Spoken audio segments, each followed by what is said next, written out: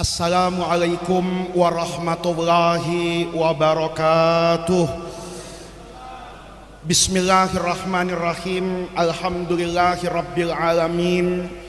Wassalatu wassalamu ala ashrafil anbiya'i wal mursalin wa ala alihi wa sahbihi ajma'in, amma ba'du.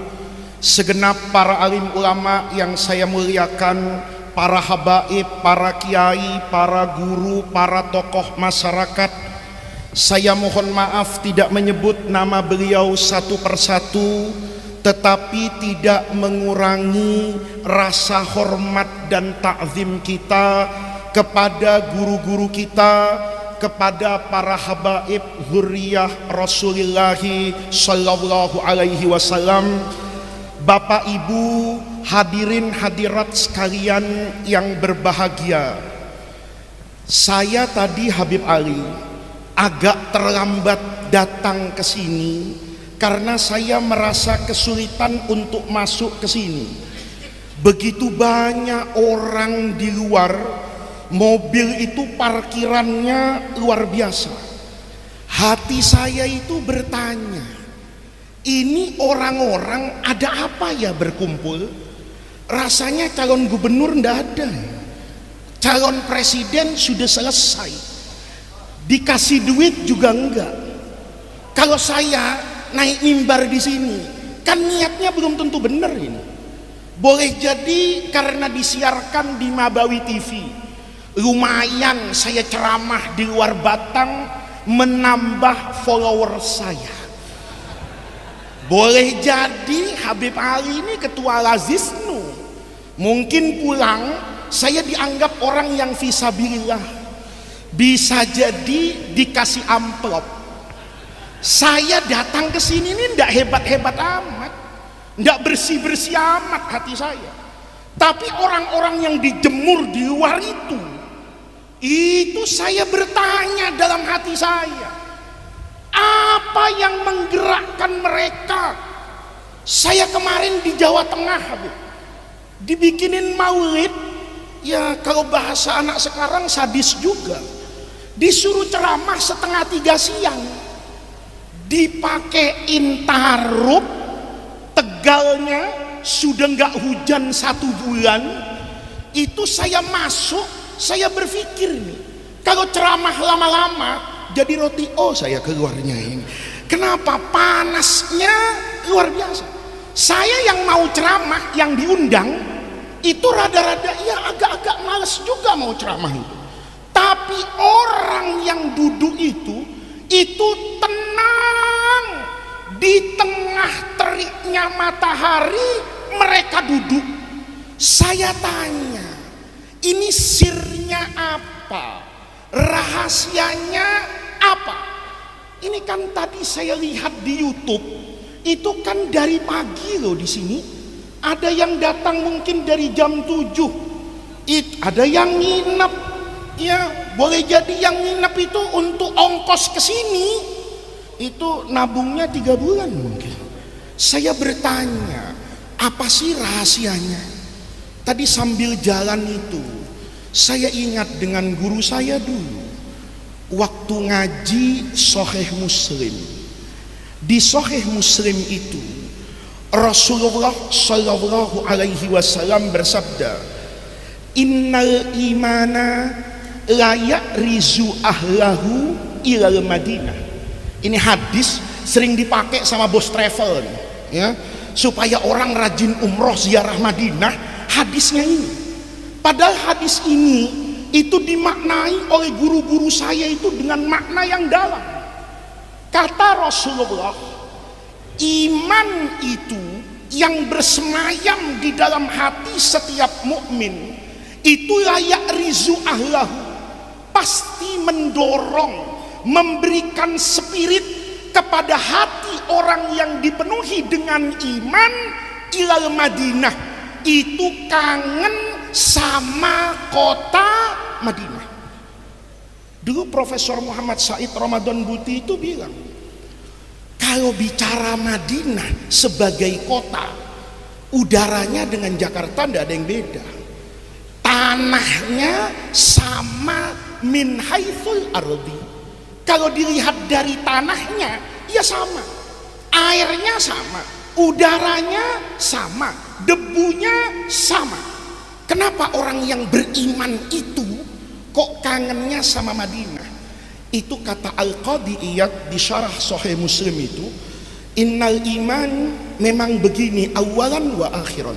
Dari dulu orang yang beriman itu pasti kangen sama Madinah. Ketika ada Rasulullah itu kangen ingin hijrah, muhajiran wa mustautinan. Ketika Rasulnya ada di kota Madinah, semua orang itu kangen sama Madinah. Itu bukan sama Madinahnya, tapi karena di Madinah itu ada Rasulullah.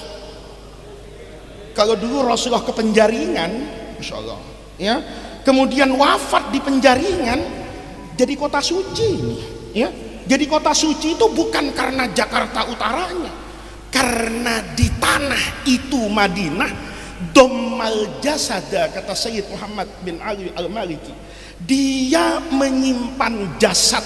Seandainya wuzina, jasad ini ditimbang dengan apa yang ada di muka bumi, mesti jasad ini jauh lebih unggul daripada apa yang ada di muka dan di bumi ini, karena itu adalah Rasulullah. Jadi orang ke Madinah itu, kata guru saya, itu kayak Umru'ul Qais ketika jatuh cinta itu di Mu'allaqat itu, Habib, ya. Ini dulu kita waktu jatuh cinta itu, syair-syair Mu'allaqat itu tidak dipakai ujian di kuliah lughah itu, tapi dipakai untuk nulis sastra itu. Kata Umru'ul Qais itu, amurru alat diyar, saya ini masuk ke satu kampung. Kampungnya siapa? Diyari Laila, kampung di mana kekasih hati ini, kembang desa ini, cewek paling cakep yang namanya Laila tinggal di situ.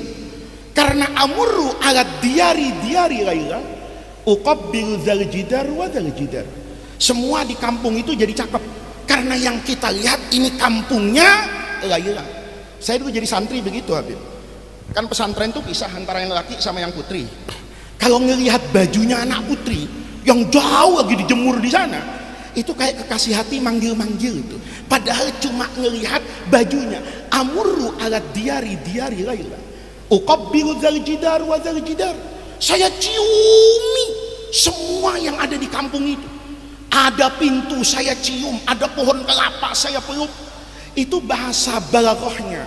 Itu bukan hubbud diyari saghafna qalbi. Saya bukan cinta tergila-gila sama kampung itu, tapi walakin hubbu man sakanad dar, karena di dalam dar itu ada kekasih saya. Itu kata Qadi Iyad yang membuat orang tuh kangen sama Madinah. Begitu Rasulullahnya wafat, orang kangen sama Madinah jadi dua. Kangen sama Rasulullah, maka simbolnya makam. Ini kan ada orang sekarang asal bilang makam jatuhnya musyrik. Ini kan wahabi-wahabi ini yang ngajinya separuh-separuh ini, ya, itu kalau ada kuburan itu langsung musyrik. Dia lupa bahwa kuburan Rasulullah itu tandanya iman. Saya berdiri di depan makam Rasulullah, bertawassul dengan Rasulullah, itu kata semua ulama lintas madhab, itu min afdalil qurban. Saya berdiri depan makam Nabi itu karena saya kangen sama Rasulullah. Saya peluk itu makam, saya usap itu tembok, karena saya tidak bisa cium tangan sama Rasulullah. Seandainya tangannya bisa saya cium, tentu bukan jendela itu yang saya impikan. Itu kata Qadi Iyad. Setelah itu lama-lama kepengen ketemu Sayyidina Abu Bakar. Kenapa ingin ketemu Sayyidina Abu Bakar? Saya ingin cium tangannya Sayyidina Abu Bakar, karena tangan Sayyidina Abu Bakar itu pernah mencium dan bertemu dengan tangan Rasulullah. Saya perlu menatap matanya Sayyidina Umar dulu, karena matanya Sayyidina Umar itu pernah menatap matanya Rasulullah. Matanya Rasulullah menatap mala ainun ra'at wala udhunun sami'at wala khatara fi qalbil bashar. Sayyidina Umarnya wafat, maka generasi tabi'in terus kepada para ulama, wahakadha sampai ila yaumina. Guru saya bilang, kalau kamu nanti pulang ke negerimu, kita kan orang Indonesia, pulang ke negerimu, dulu iman itu dilambangkan dengan kangen sesuatu yang berkaitan dengan Rasulullah. Rumahnya Nabi, masjidnya Nabi, kampungnya Nabi, sahabatnya Nabi, muridnya Nabi, keluarganya Nabi. Maka nanti kalau sudah pulang, kata guru saya, di mana ada peringatan Maulid itu kamu datang, di mana ada dzurriyyahnya Rasulullah itu kamu tatap, karena itu tandanya adanya iman di dalam hati. Pengajian kayak gini kan bukan cuma Maulid, tabligh akbar juga kayak begini, pengajian rutin juga kayak begini. Tapi kenapa hari ini itu seperti ada magnet yang berbeda? Karena temanya nempel sama Rasulullah Shallallahu Alaihi Wasallam. Coba ganti, nih Maulidu Muhammadin Shallallahu Alaihi Wasallam penuh, ganti sama-sama Muhammad. Maulidu Muhammad Faiz Syukron Makmun, kagak ada yang datang. Padahal sama-sama, karena tidak nempel sama Rasulullah. Hari ini nempel sama Rasulullah. Kita tadi membaca begitu banyak puji-pujian. Itu kan sama Pak, kata Syed Muhammad Maliki itu. Orang yang baca maulid tadi itu mirip dengan orang yang beribadah haji. Tapi jangan dipotong nih, ya, biasanya dipotong-potong. Fatwa Ketua Umum Majelis Ulama, maulid Nabi sama dengan haji. Yang nyebarin Pak, saya rendem pakai rinso 7 hari. Ini bukan sama. Logika sama itu kan biasa dalam agama. Kata Rasulullah, man tatahhara fi baitihi, dia wudhu di rumahnya, kemudian sholat 2 rakaat di Masjid Kuba, itu pahalanya sama dengan pahalanya umroh. Itu persamaan saja. Kalau Bapak lihat ibadah haji, itu kan mengenang sejarah masa lalu. Tawaf itu maknanya apa, sa'i itu maknanya apa, Romyul Jamarot itu maknanya apa, Mina itu ada sejarahnya, Arafah itu ada sejarahnya. Itu sejarah dulu Nabi Ibrahim, kita hidupkan hari ini. Sejarah Nabi yang sudah lampau itu kita hidupkan pada perayaan Maulid Nabi besar Muhammad Sallallahu Alaihi Wasallam. Maka datang ke perayaan Maulid ini Pak, itu bagian dari iman. Mencintai keluarga Rasulullah itu juga tanda kebersihan hati. Orang nanya sama saya, itu Faiz ikut mazhab mana? Ya, mazhabnya ikut mazhab siapa? Saya itu Bapak dulu ngaji sama guru saya juga. Kata guru saya, al arwahu junudun mujannadah. Daleman orang, hati orang itu nanti berkumpul sesuai dengan setelan pabriknya, kata orang sekarang. Kalau setelan pabriknya itu mobil solar, ya barisnya sama truk Pak, karena mau ngisi apa itu? Solar. Kalau mobilnya diisinya memang sampai Pertamax turbo atau dieselnya itu yang Dex, itu kumpulnya sama Land Cruiser, kumpulnya sama Lexus. Itu al arwahu junudun mujannadah. Daleman kita itu Pak kayak tentara yang baris tuh. Angkatan darat kalau upacara itu yang bajunya hijau ngumpul hijau, angkatan laut putih putih, polisi coklat coklat, angkatan udara biru biru. Kalau salah barisan nggak enak. Terus saya upacara 17 Agustus tentara rapi semuanya, saya sarungan sendirian di tengah-tengah angkatan darat. Rasanya grogi. Kenapa? Beda sendiri. Kata guru saya, kamu nanti dalam hidup itu Faiz, ada 2 yang harus kamu perhatikan. Yang pertama ilmu. Al-haq itu yu'rafu bil ilmi. Kebenaran itu bisa diukur dengan orangnya. Saya sholat subuh tadi kunutan, itu keyakinan saya karena saya percaya dengan Imam Syafi'i. Tapi saya pergi ke Baghdad, ngelihat guru saya dulu itu tidak baca kunut, saya hormati karena ikut Imam Abu Hanifah. Imam Syafi'i bilang an-nasu fil fiqhi iyalun li Abi Hanifah. Kalau bukan karena Imam Abu Hanifah, saya ini bukan apa-apa, kata Imam Syafi'i. Silahkan, karena yang diikuti Imam Abu Hanifah. Persoalan nasab itu kalau saya sederhana Pak, Saya itu tadi karena Kiai Muhyiddin nyebut-nyebut NO, saya itu lahir sudah NO. Karena bapak saya NO, maka saya lahir itu NO. Saya nanti juga ingin yuhsyar itu kalau ditanya ala madhabi man anta, saya ingin jawab ala madhabil Imam Kiai Haji Hashim Asy'ari di Jombang. Nanti ditanya sama malaikat, kok enggak ikut Quran hadis? Enggak ikut, kata saya. Karena saya takut salah memahami Quran. Saya pahami Quran itu dari Kiai Hashim Asy'ari. Kiai Hashim Asy'ari memahami Quran itu dari gurunya Imam Nawawi Al-Bantani. Imam Nawawi Al-Bantani itu belajar fikih dari Syekhul Islam yang alim di Mesir, namanya Ibrahim Al-Bajuri. Selesai ikut ke atas. Saya soal ribut-ribut itu Pak gampang. Lihat kiai-kiai besar di Indonesia, lihat ulama besar di dunia. Saya jujur Habib Ali itu pasti mengenal betul. Ada dua orang Pak yang cukup memberi pengaruh kepada logika keagamaan saya. Satu itu Syekh Ali Jum'ah di Mesir, Grand Mufti. Yang kedua itu adalah Profesor Muhammad Said Ramadan Al-Buti. Ini orang istimewa Pak. Syekh Ali Jum'ah itu kalau ngaduk usul fikih itu adonannya enak Habib. Syekh Ramadan Buti itu guru di antara sedikit banyak orang yang menyeret tasawuf itu ke sahah ilmiah, mensarah hikam itu dengan ilmu. Kedua orang yang saya kagumi ini, saya lihat dengan mata kepala saya, itu hormat betul kepada keluarga Nabi dari jalur Bani Alawi. Maka orang besar yang saya kagumi ilmunya, menghormat, mengisbat, meyakini bahwa para habaib ini zuriyah Nabi, itu sudah cukup tenang buat saya. Ketika saya menghormati para habaib, itu saya anggap sebagai ibadah, ataqarrabu biha ilallah. Saya jadikan itu keyakinan hati sebagai kepercayaan saya kepada guru-guru saya.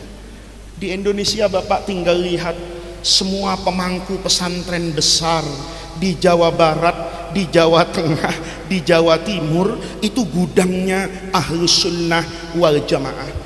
Bagaimana sikapnya Kiai Maimun Zubair misalnya, bagaimana sikap para masyayikh Lirboyo. Kalau Bapak nanti tidak mau bersikap seperti itu, anta hurrun, bebas kok. Saya mau datang ke dokter itu kan tidak dipaksa orang. Mau berobat ke puskesmas boleh, ke RSUD boleh, berobat ke rumah sakit privat itu juga boleh. Tanya sama dokter yang baru tamat boleh, tanya sama dokter yang sangat ahli juga tidak apa-apa. Begitulah cara kita beragama.